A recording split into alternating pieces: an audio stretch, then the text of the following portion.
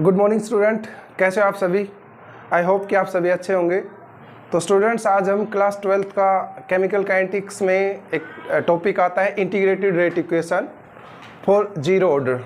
आज हम वो करेंगे। Let's start. Integrated rate equation for zero order. Zero order के लिए इंटीग्रेटेड रेट इक्वेशन, ओके। तो हम कोई भी एक फर्स्ट जीरो ऑर्डर की एक रिएक्शन कंसीडर कर लेते हैं। Let a zero order reaction, कोई भी रिएक्शन हम कंसीडर कर लेते हैं।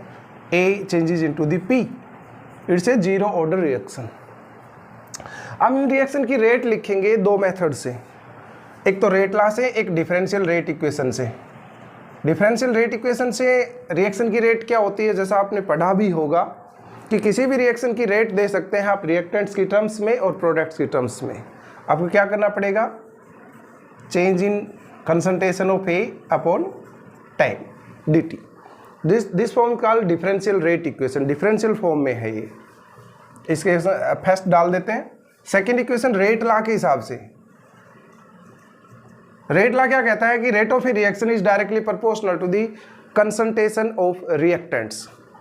Rate of a reaction is directly proportional to the concentration of reactants, और इसमें एक कांस्टेंट लगाया जाता है जिसको क्या कहते हैं, रेट कांस्टेंट। क्योंकि ये जीरो ऑर्डर है तो इसकी पावर हम क्या करेंगे, जीरो, क्योंकि हमने पहले ही कंसीडर कर रखा है it is a zero order reaction. इसको सेकेंड इक्वेशन, दोनों इक्वेशंस को कंपेयर करते हैं तो लेफ्ट साइड दोनों की बराबर है, आप देख पा रहे होंगे, तो राइट साइड भी बराबर हो जाएगी। तो राइट साइड ये होगी। अब किसी की भी पावर जीरो क्या होती है, वन होती है, तो इसको तो हम वन लिख सकते हैं। तो आगे क्या हो गया, D A upon D T is equal to K. Because A की पावर जीरो, किसी की भी पावर जीरो होती है तो वन हो जाता है, इसलिए हमने इसको वन कर दिया। हम इसका इंटीग्रेशन करते हैं, इंटीग्रेटिंग बोथ साइड। इंटीग्रेशन से पहले क्या करेंगे, इस dt को इस साइड ले जाएंगे, k dt। अब इंटीग्रेशन करते हैं, integrating both side, integrating both sides. दोनों साइड्स इंटीग्रेशन करने पर बच्चों क्या होगा बताइए, ये हो गया minus concentration of A upon note, और इधर क्या हो गया, कांस्टेंट टर्म का इंटीग्रेशन नहीं होता, सो इंटीग्रेशन के सिंबल से बाहर, और dt। अब d ऑफ a का इंटीग्रेशन क्या हो जाएगा, a, और माइनस का सिंबल एज इट इज। इधर k dt का इंटीग्रेशन क्या हो जाएगा, t, और हम एक कांस्टेंट जोड़ते हैं कॉल्ड इंटीग्रेशन कांस्टेंट। आप c भी जोड़ सकते हो, आप i भी यूज कर सकते हो। i is called integration constant. This is equation third, okay बच्चों। हम क्या करते हैं, ये i हमने क्या जोड़ा है इसके बारे में पता करते हैं। अब i क्या है इसको पता करने के लिए हमें इनिशियल कंडीशंस पे जाना पड़ेगा। क्या है, when time t is equal to zero, तो जो अब जो कंसंट्रेशन है वो इनिशियल कंसंट्रेशन के बराबर थी। इस बात को कितने बच्चे समझे, फिर से ध्यान से समझेंगे इसको, कि मान लीजिए कोई भी रिएक्शन, सपोज कोई भी रिएक्शन, यही A changes into the P, शुरुआत में आप 100 लेकर के चले थे, ये जीरो था, बाद में इसकी कंसंट्रेशन 100 हो गई, ये सपोज करो 30 हो गई। इसकी कंसंट्रेशन लगातार रिएक्टेंट्स की घटती चली जाएगी और प्रोडक्ट्स की कंसंट्रेशन लगातार बढ़ती चली जाएगी। जब अब ये जो 100 है, that's called initial concentration denoted by A naught, initial concentration. और जो 70 है, इसके बाद 60 भी होगा, इसके बाद 50 भी होगा, इसके बाद घटता चला जाएगा, डिक्रीज होता चला जाएगा, एंड जब कंसंट्रेशन बहुत कम होगी तो रिएक्शन स्टॉप हो जाएगी, क्योंकि rate of a reaction is directly proportional to the concentration. Concentration ज़्यादा है, रेट फास्ट होगी, कंसंट्रेशन कम है, रिएक्शन स्लोअर होती चली जाएगी, एंड अल्टीमेटली वो स्टॉप हो जाएगी। तो हम बात करें कि जो 100 है वो क्या है, दैट्स कॉल्ड इनिशियल कंसंट्रेशन। आप शुरुआत में लेकर के चले थे, आप 100 ले सकते हो, 200 ले सकते हो, जितनी भी लेंगे उसके बाद तो कंसंट्रेशन को घटना ही है, डिक्रीज होना है। तो A naught is the initial concentration. और जो 70, 60, 50 ये क्या है, ये concentration at any time denoted by A. तो ए और ए नोट में डिफरेंस समझ गए। A is concentration at any time, A naught initial concentration. जब टाइम 0 था तो अब जो कंसंट्रेशन है वो किसी टाइम इनिशियल कंसंट्रेशन के बराबर थी। इसी टर्म्स में हम कोई वैल्यू लेकर के समझते हैं कि मान लीजिए हमारी वैल्यू कंसंट्रेशन होगी 70। अब जो ये जो 70 है जिसको आप कंसंट्रेशन एट एनी टाइम कह रहे हो, वो किसी टाइम 100 भी थी। कब थी? जब टाइम 0 था। यानी कि हम इस 70 को 100 के बराबर लिख सकते हैं यदि टाइम 0 के बराबर हो। यानी कि concentration at any time A is equal to the initial concentration A note.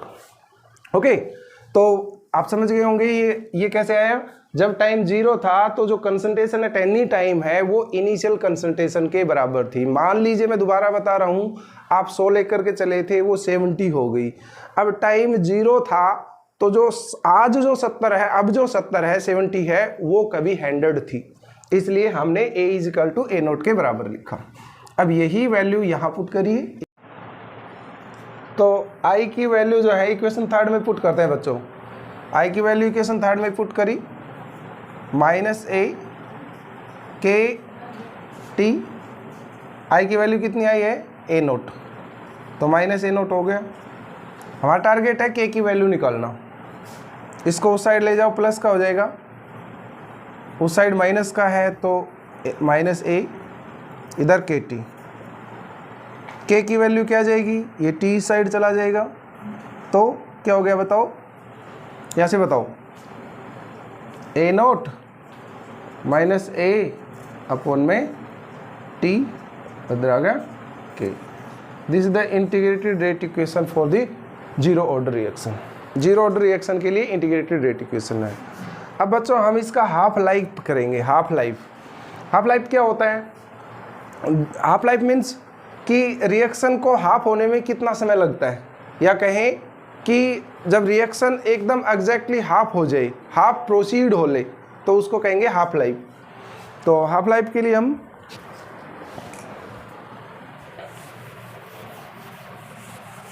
बताइए हाफ लाइफ क्या होगा।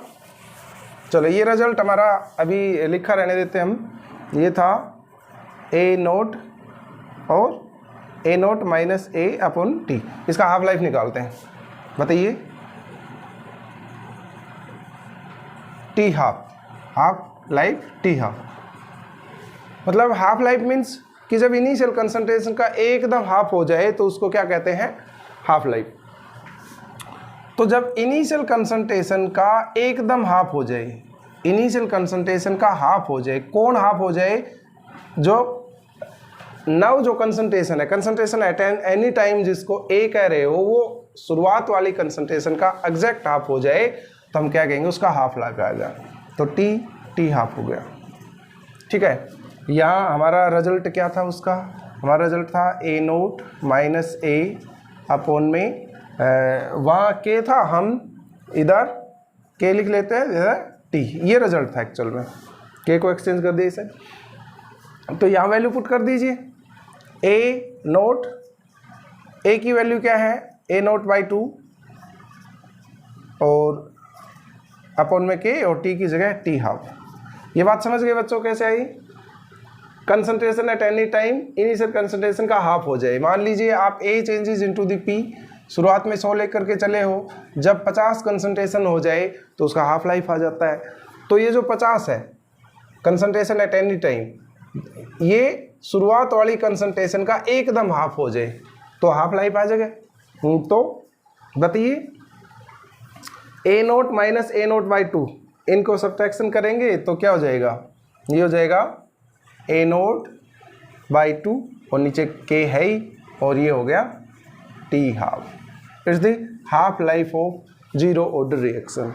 एक इम्पोर्टेंट बात यह है कि जीरो ऑर्डर की रिएक्शन के लिए हाफ लाइफ जो है is depend on the initial concentration. इसका मतलब ये हुआ कि यदि कोई जीरो ऑर्डर की रिएक्शन है तो उसका हाफ लाइफ किस पर निर्भर करेगा, शुरुआत वाली कंसंट्रेशन पर। यदि ज़्यादा कंसंट्रेशन लेते हो तो हाफ लाइफ होने में ज़्यादा समय लगेगा, कम कंसंट्रेशन लेते हो तो हाफ लाइफ होने में कम टाइम लगेगा।